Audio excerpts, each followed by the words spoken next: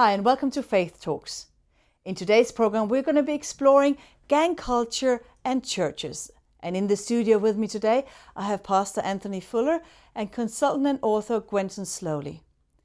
Now tell me, first you Anthony, why are you interested as a pastor in gang culture?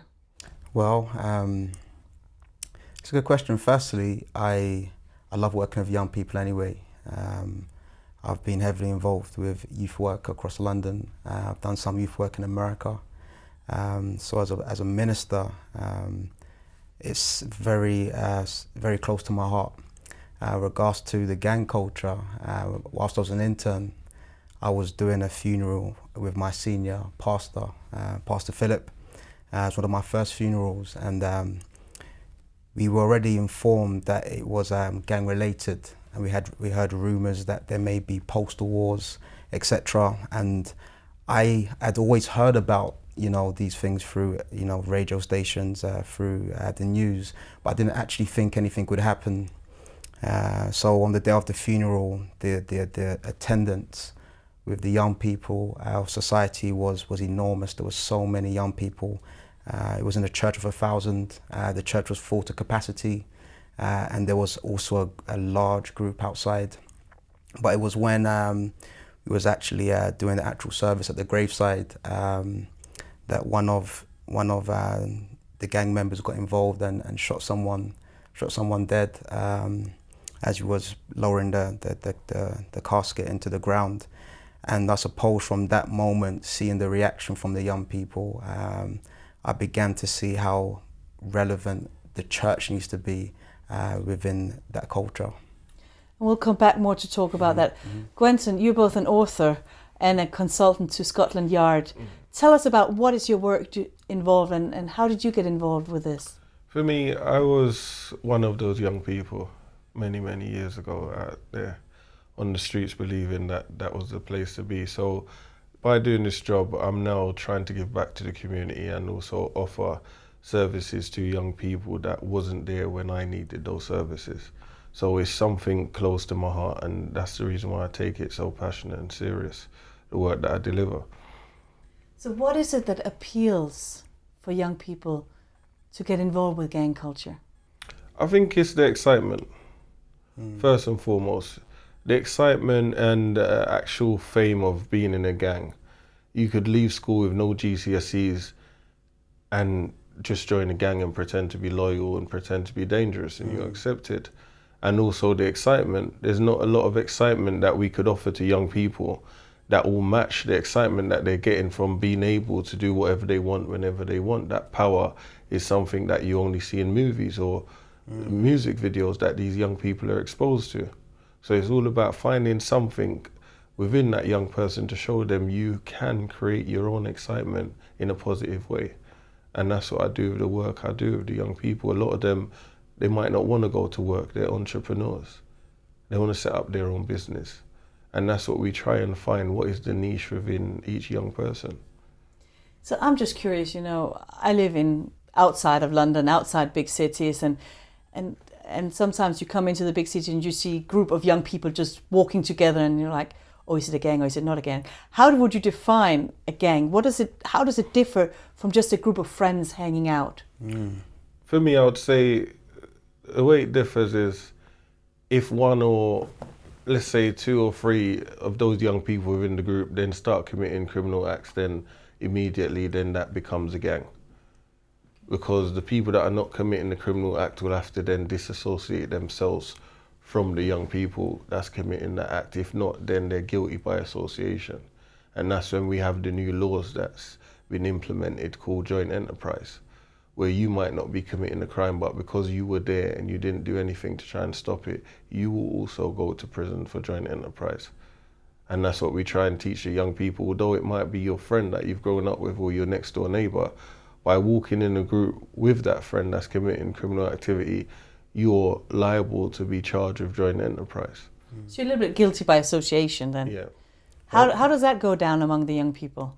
They've got this code, unwritten code, where they say snitching.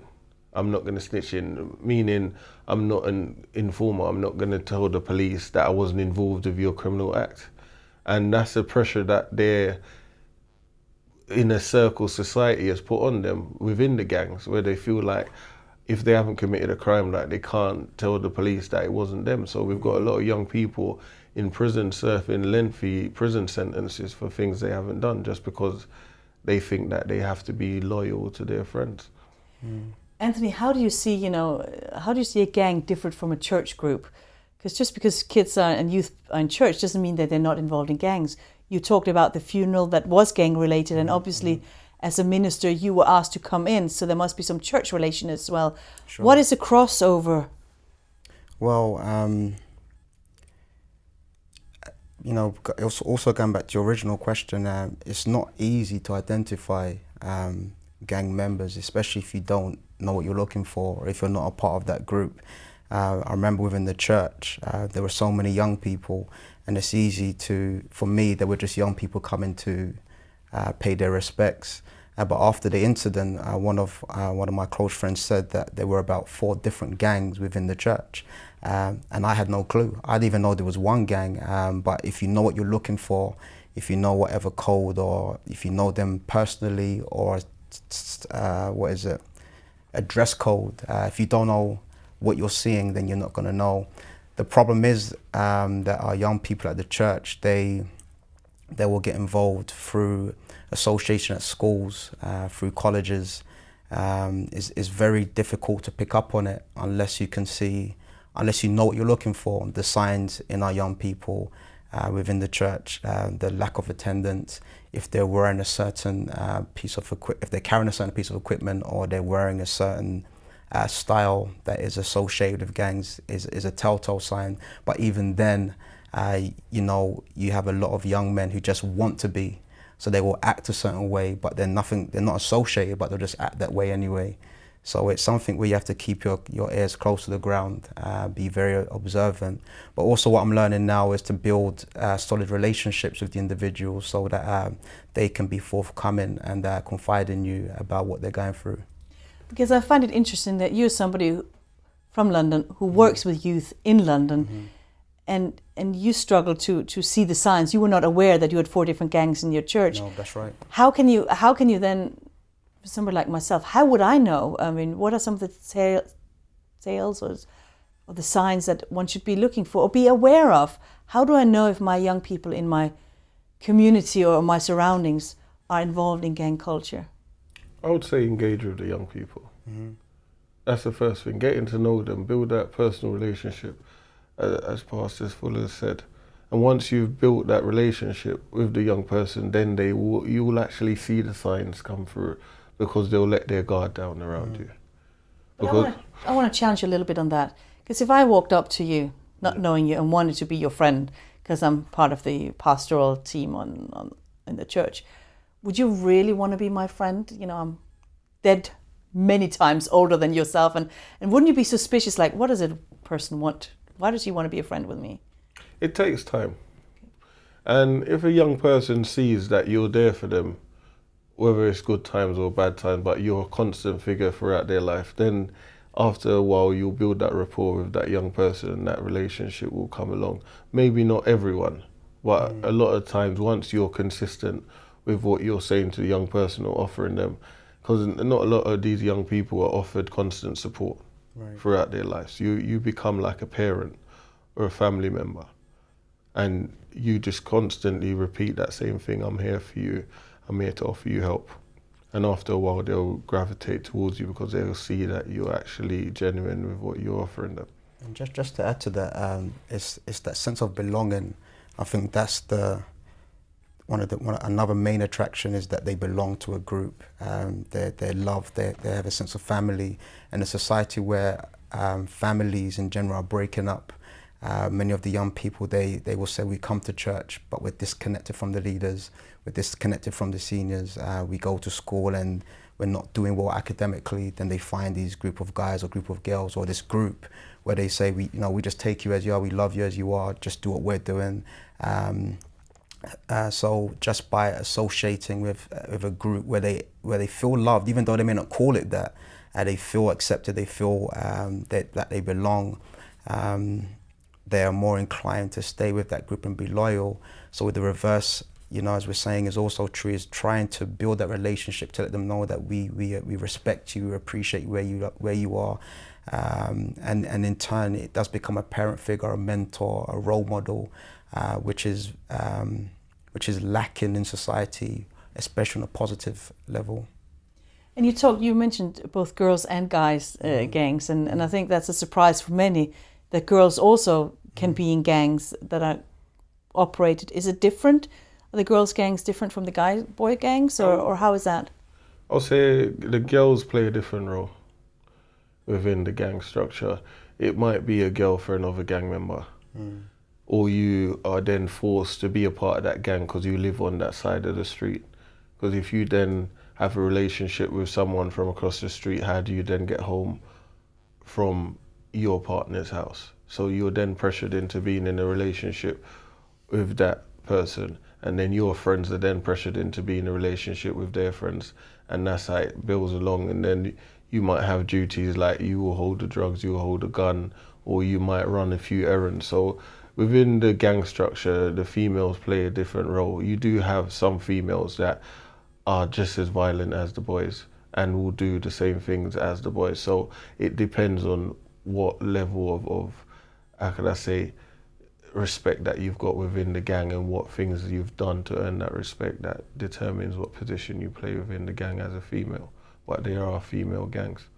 You talk about belonging in that sense, and I sense that you're agreeing with Anthony on this, that there is a sense of belonging in the gangs. But you know, everybody grows older, unless they die, of course.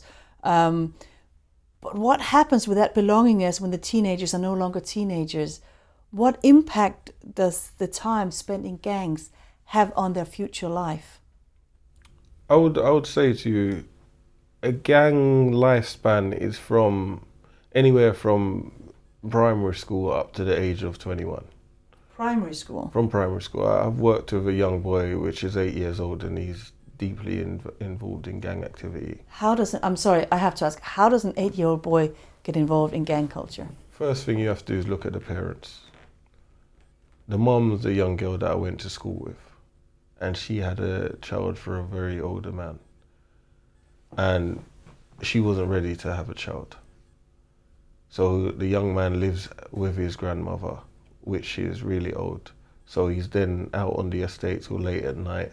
He stays up playing games which is not for his age group. So immediately he looks attractive to the older gang members as someone that's coming up within the ranks. He's loyal, he's out with us late at night, he soon will be here to take up the position. And that's how a young person gets involved. You're showing me more attention than my mum and dad does. You're buying me gifts, you love me, you actually care for me. And you're not just doing this on 1 week or a weekend, you've been here for years. You've got the big car, everyone respects you and you respect me, so that's all it takes. Well, what about at the other end? You're saying up to about 21. What happens in the 20s then? That's the transition stage with everything. Once you pass 18 going on to 21, you then become an adult within the criminal justice system, where you will be moved on to adult prison. You will be dealt with by a probation officer, where you won't get as much services as you would get when you was on the 21, where you could have like up to 15 workers. I've had a young man where he's had 15 different professionals working with him, and he was getting a cab from A to B. When you get to 21, all of that changes because you're now an adult. This is when a lot of young people think that their criminal convictions are spent until they're 21, but there's a shock realization for them when they get to 21 and those criminal convictions are still there. So your gang life actually expires by 21, because what you have to think about, we've just had the summer. There's a lot of young people that won't want to go to college, training or education, or any sort of employment. So what's left there for them? What's the other option? To go on the streets and be like the people that were there the year before them. So the people that are now turning 21, unless they're doing dangerous things or selling drugs or making a lot of money, that young person's coming to take that position. So there's an expiry date there. So there is an expiry date, but what does it mean for the social system? I'm not talking about the benefit system, but for the whole social structure, that you at 21 suddenly have a rap sheet of criminal offences. What does that mean to your future of jobs, colleges? You know, what does that how does that impact the rest of the life for this young person? It's traumatic, and I'll use my own personal experiences. I went to prison at 19 years old, and I was looking at 10 years in prison. Luckily, I ended up with a 6-year sentence, and I spent 3 years out of that 6-year sentence in prison. When I came out, I was nearly 23 years old. So from 19 to 23, I've lost those 3 years when all my friends were growing up and having kids. So immediately I've been chucked out of prison into a different world. There were no camera phones. There were no buses bending around the corner. Everything changed. So who was there to help me with that transition stage? No one. So I have come out at 23 years old as a 19-year-old young man. So a lot of these young men go to prison between the age of 18 to 21. And when they're released from prison, they've still got that mentality of the 18-year-old boy. And that's what we have to look at. A lot of these young people haven't got that support to go through that transition stage of college, university, or getting a job. So they're stayed stuck in that time warp of their teenage years. What happened to you? Because clearly you're sitting here, you're now working for the Scotland Yard, you're not behind bars, you're kind of helping to other young people to move on and helping them in their lives. What happened to you? Was there somebody there for you who you could trust? There were people there once I was released from prison. But I would say I'm not going to blame anyone for me going to prison, apart from myself. And looking back at me going to prison was a blessing. A lot of people wouldn't say that and admit that. But the path that I was going down at the time, me spending those 3 years in prison, if I would have got a lesser sentence, I would not have learned anything. I learned how to study in prison. I left school with no GCSEs. I felt robbed by the education system because I thought I could have been on the street selling drugs or robbing drug dealers for 16 years. And instead I've left school with 4 BTECs that's worth nothing. So when you say was there someone, even if there was someone there at that point of time in my life, I wouldn't have taken notice to them because I wasn't in that part of my life where I wanted to change. But what changed you? What changed me was the death of a young man that I grew up with, that I came home from prison and he had become the gangster of the blocks. And you could phone him at 5 a.m. and he would willingly come out and kill anybody or shoot anybody that you asked him to. And when he died, it really affected me because I thought if it was one of us, he would have went out and seeks revenge. And out of 30 of us, it was only probably me and 2 other friends that were ready to go and seek revenge. And immediately something snapped inside me and said, wait a minute, if there's 40 of us here, why isn't everyone looking to seek revenge? This isn't for me. And the police officer at the time came, he was a high-ranking police officer at the time, called me up to his office in Stoke Newton and said to me, Gwenton, this needs to stop. And I said to him, what are you talking about? And he had information on me that I didn't know the police knew. But at the time I had no way out. So I said to him, what do you expect me to do? I can't get a job, I've tried. I can't even get a house because they don't want gang members in their houses. And what that guy done for me was a life-changing thing. He actually got me a job in the youth offending service. And that was where my path to living a legal life started, because someone actually saw that I was better than being on the streets and offered me that opportunity. And that's what a lot of these young people need, that opportunity. A lot of people talk about the youth are bad and the youth are this, the youth are that, but they're not coming up with opportunities. Simple thing like mentoring a young person. And that's something I want to throw back at you, Anthony, as a pastor working with young people. Are you doing anything to mentor? Are you doing anything to give the young people opportunities to better themselves, to make a life out of themselves as an alternative to a life in crime? I'm currently working with a team, and Quentin's involved in seeing this come to fruition because it's a very key aspect of helping these young people. I've done some prison visits recently, and I've realised, just listening to Quentin's his story, how he broke free, is that a lot of these guys they don't see light at the end of the tunnel, It just seems literally like there's no other option, there's no other hope. I've tried, or even the few that I've spoken to, they will say, well, everyone says that there is no hope, so I'm just going to just continue doing what I'm doing. And you can see in their eyes that they don't want to do it. If they could do something different, especially being in prison and experiencing the prison system, if they could have another alternative, they would. But it's because they literally believe that there is no other alternative, that the government, the system, getting a job, it's all blocked. They just see a brick wall. The alternative then is to continue, or to set up their own business, to become an entrepreneur, to try and do something for themselves. I suppose it's literally trying to work with different groups to create opportunities, the mentoring aspect, to encourage them, to motivate them, whether it be spiritually, whether it be motivationally, that there is more to your life than what you think.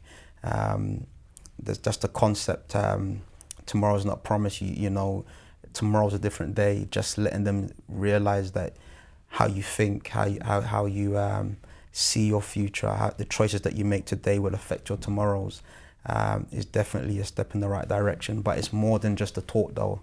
I'm realizing, I think a key thing that Quentin said is that the officer didn't just say it, he actually provided him with an opportunity, which he then was able to make that choice and you know, grow from strength to strength. And that's something that not only am I praying about, but I'm working to see what we can do as a church, see what we can do within our community to create these different opportunities for young people who don't believe they have much hope.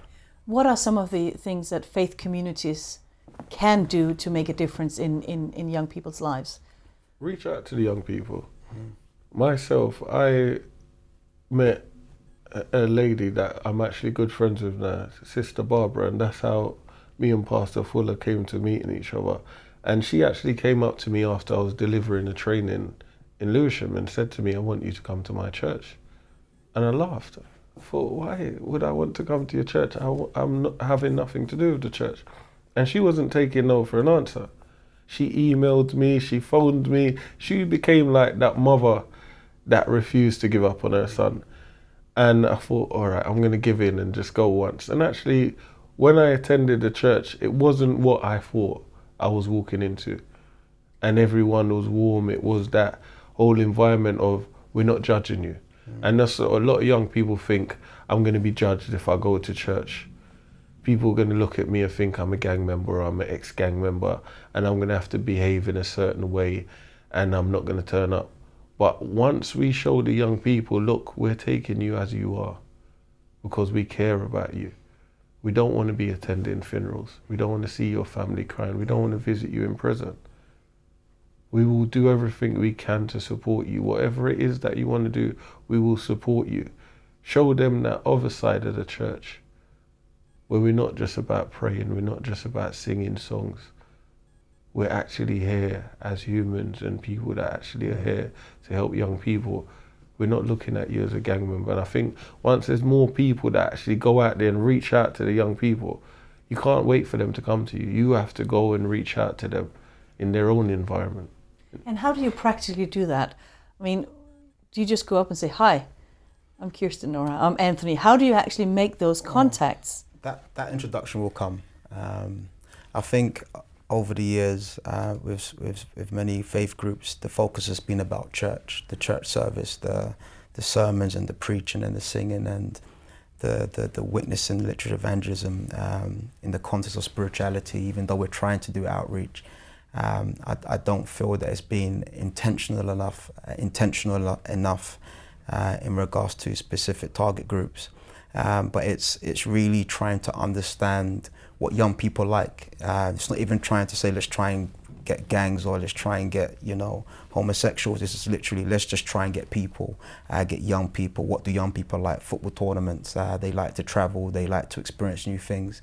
It's putting on relevant programs without the stigma of church. Because I'm also realizing that if you say to someone on the street, come to church, straight away it's a no. Like, no, I don't want to come to a church. I don't want to get involved in that because of the perception they have. They may go to the church and they may have a Quentin's experience where they were totally surprised, or they may go to a church where they're like, totally, well, I'm definitely not coming back.